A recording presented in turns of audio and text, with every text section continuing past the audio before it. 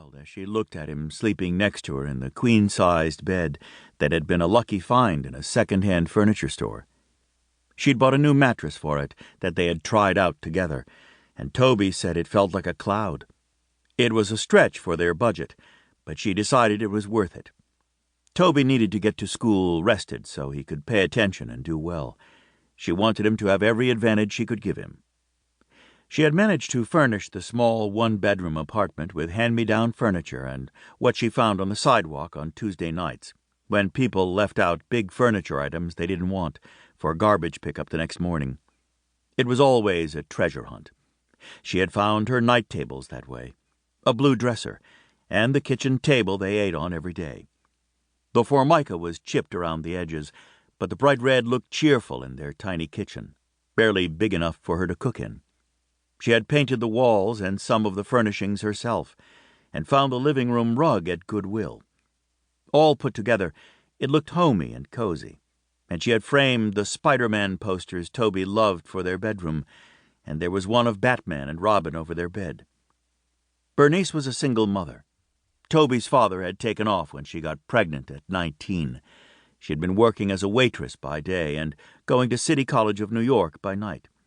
She hadn't seen him since, although she'd heard that he was married now and had 3 other children. She wanted no contact with him. He'd been a smooth talker. She'd fallen for him, and the pregnancy was an accident. He had disappeared as fast as he could. She'd had Toby when she was 20, and had managed parenthood on her own ever since. Bernice was a survivor. More than that, she wanted to make something of herself and set an example for her son, to show him that he didn't have to be limited by the world he was born into, and with an education, he could have a good job and a good life one day. It was what she aspired to herself.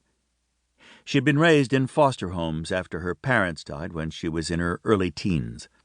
Some of the homes were awful, and some of them were okay, but she was determined that nothing like it would ever happen to her boy.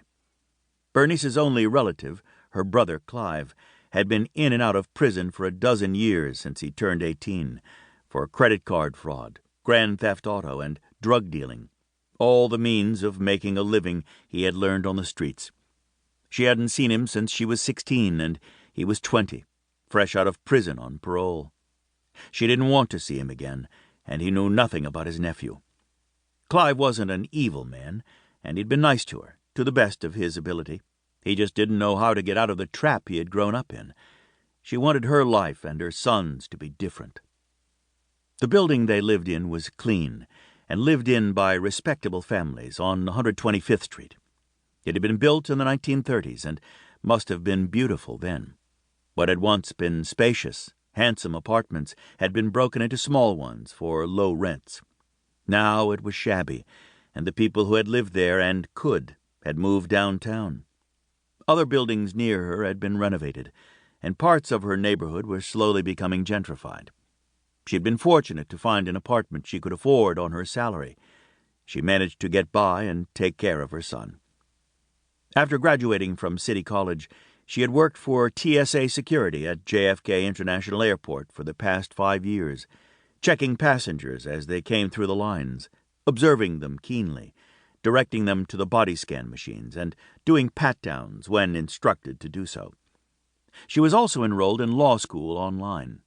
In Bernice's mind, the secret to everything was education and hard work, and no one was going to cheat her of that. She reminded Toby of it every day, whenever she could. She hated to leave his small, warm body curled up against her back as she got out of bed and headed to the shower to get ready for work. When she left at 4 o'clock, she would leave him with her neighbor, who would take him to school with her own children. Bernice worked a 5:30 a.m. to 1:30 p.m. shift, which gave her just enough time to pick Toby up at school herself and be with him for the rest of the day. She taught him the extra lessons he didn't have at school yet, and then did her own homework for law school after she made dinner and put him to bed. She tried to be asleep by 9:30 or 10, since she had to get up at 3:30 to get ready for work. She ate breakfast on the train to save time. She didn't go out with friends and hadn't been to a movie in years. Her whole life was her son, her job, and her studies, so that one day...